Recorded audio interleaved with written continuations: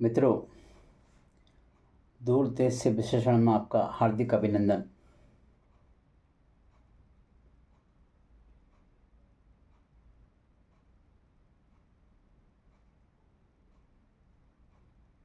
मुझे यूँ लगता है आप अपने को कितने सुरक्षित समझते हैं, आप अपने आप को कितने महफूज समझते हैं और आप अपने आप को कितने असुरक्षित महसूस समझते हैं, ये सब निर्भर करता है जिस स्थान से आप बिलोंग करते हैं और उस स्थान पे आपका निवास है। अब वो चाहे प्रदेश हो, आपका गांव हो, आपका शहर हो या आपका देश हो, तो वहाँ की परिस्थितियाँ, अब जब मैं परिस्थिति की बात करता हूँ तो उसमें सामाजिक परिस्थिति, भौगोलिक परिस्थिति, पर्यावरण परिस्थिति इत्यादि इत्यादि बहुत सारे घटक उसमें मिलते हैं। तब जाके आपकी सुरक्षा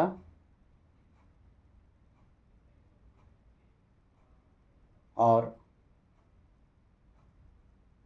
आपकी हिफाजत का सवाल जायज़ बनता है।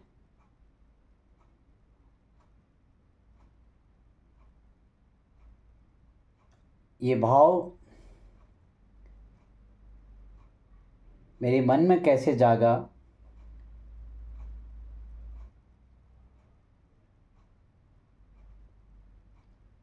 क्योंकि ये हमने देखा है और आपने भी कभी न कभी समझा होगा।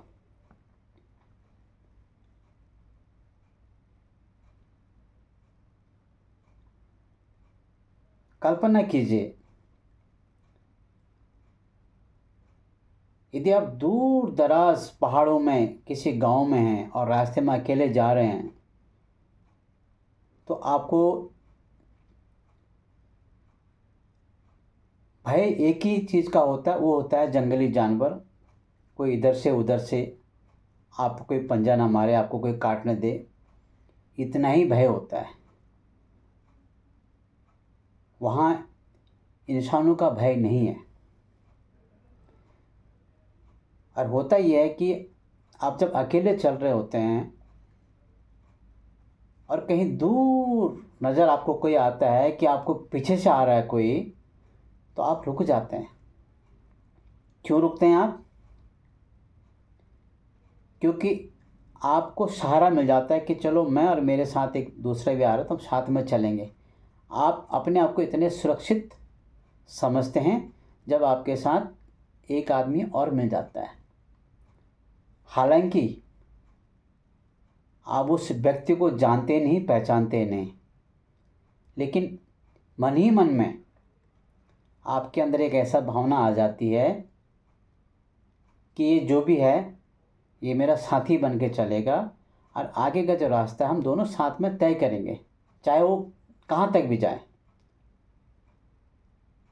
हो सकता है थोड़ी देर चले आपके साथ, उसके बाद उसका रास्ता अलग हो, आपका रास्ता अलग हो, लेकिन उसके अंदर एक सुरक्षा की भावना आ जाती है। वो अपने को और मजबूत समझता है।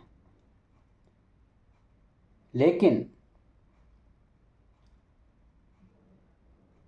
यदि आप शहर में हैं और शहर में अगर आपके पीछे कोई आदमी आ रहा है, तो मुझे नहीं लगता कि आप अपने आप को सुरक्षित समझेंगे और आप ये भी नहीं समझेंगे कि मैं उसको रुक जाऊं, वो मेरा साथ चलेगा। जी नहीं, आपके मन के अंदर एक असुरक्षित की भावना आएगी। आप भय से आप कंपन करेंगे, 99% है, और आप आगे चलते जाएंगे। जितने जल्दी आप चलें उतना आपके लिए बढ़िया होता है, या तो आप दाएं बाएं निकल जाएंगे।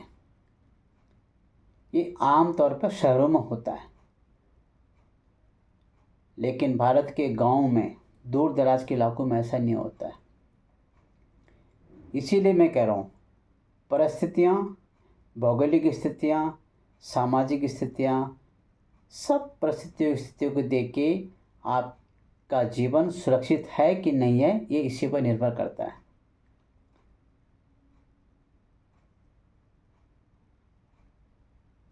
क्या ऐसा नहीं हो सकता हमारे समाज में कि एक ही रास्ते पे सब चल रहे हों?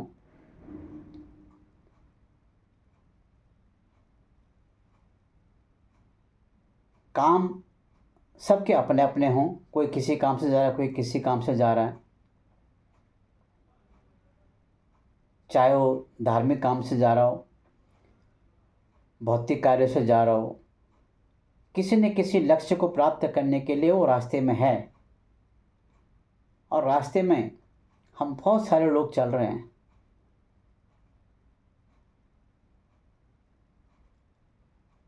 तो हमारे अंदर एक ऐसी सुरक्षा की भावना आनी चाहिए कि हम सब साथ में चल रहे हैं। हालांकि तुम्हारे दाएं बाएं जो भी चल रहे हैं वो क्या काम करने जा रहे हैं, अगर आप उससे परिचित हैं तो ठीक है, नहीं तो तब भी चलेगा, लेकिन एक सुरक्षा की भावना तो हो। और सुरक्षा इसलिए कि हम सब इंसान हैं, एक इंसान दूसरे इंसान को समझे तो हम सुरक्षित रहें। लेकिन आज की परिस्थिति में तो भारत में ही नहीं, पूरे विश्व में ये हो रखा है कि रास्ता तो एक ही है, उसमें लोग भी चल रहे हैं, लेकिन कोई भी सुरक्षित नहीं है।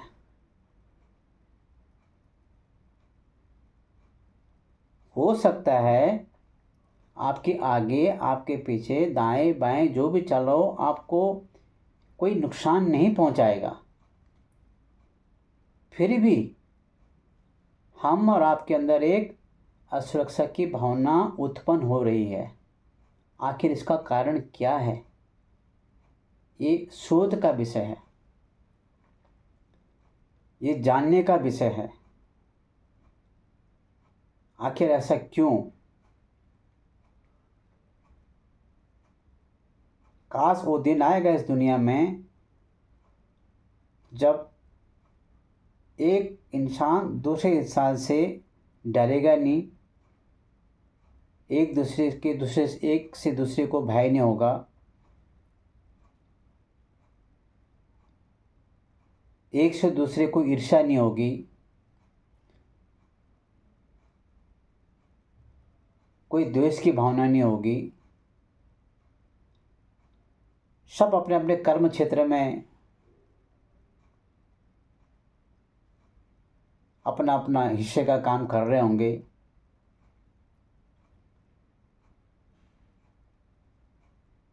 और सबकी भावना सबके हित के लिए हो, सबके सुख के लिए हो, सबके मंगलमय के लिए हो।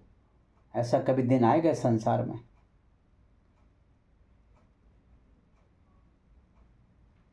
आखिर ये दुर्भावना, ये जो मन के अंदर ये जो मैल है, ये कहाँ से उत्पन्न हुआ और इसका अंत कहाँ होगा? ये बड़ा जानने का विषय है। मित्रों, याद रखो, धरती एक ही है, उसमें सब खड़े हैं, सबके लिए पैदल का रास्ता वही है। अगर आप गाड़ी में जा रहे हो तो उसी धरती पे है। जल सबके लिए है, हवा सबके लिए है, सूरज की रोशनी सबके लिए है, चंद्रमा की शीतलता सबके लिए है, वनस्पति पेड़ पौधे सबके लिए। और जब मैं बोलता हूँ सब, तो पूरा संसार। तो इतना तब सब हम जानते हुए भी फिर हम आपस में इतना द्वेष क्यों लेके चल रहे हैं? शायद इसलिए कि ये मेरे लिए और तेरा कुछ नहीं, जो तेरा वो भी मेरा, शायद इसलिए।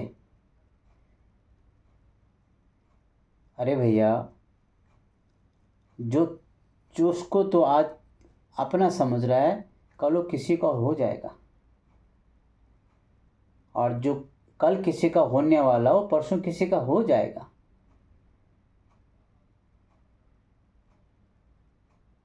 अंत किसका होता है? उस वस्तु का अंत नहीं होगा। शायद हम और हमारे और हमसे पहले ये अहम की भावना, मैं की भावना लेते लेते सबका अंत हुआ है।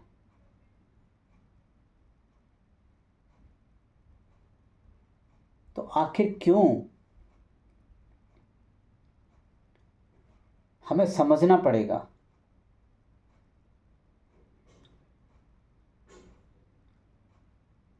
ये भय का बीजारोपण, मैं, तू, तेरा, मेरा, इसका बीजारोपण,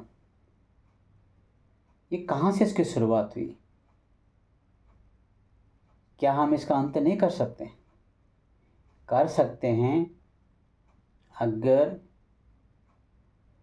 इच्छा हो तो। और जब मैं इच्छा की बात करता हूँ तो उसमें आपकी इच्छा, समाज की भी इच्छा और सरकार की भी इच्छा होनी चाहिए। इच्छा शक्ति है तो ये सब संभव है। सबका सम्मान कीजिए, सबका मान कीजिए।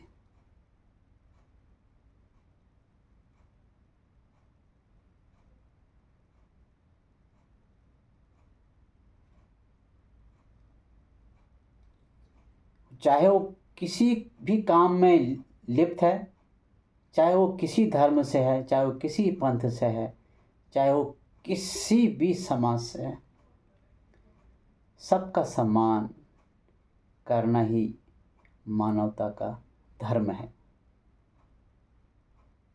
इसलिए मैं समस्त मानव जाति से करबद्ध प्रार्थना करना चाहता हूँ, मत उलझे उस उलझन में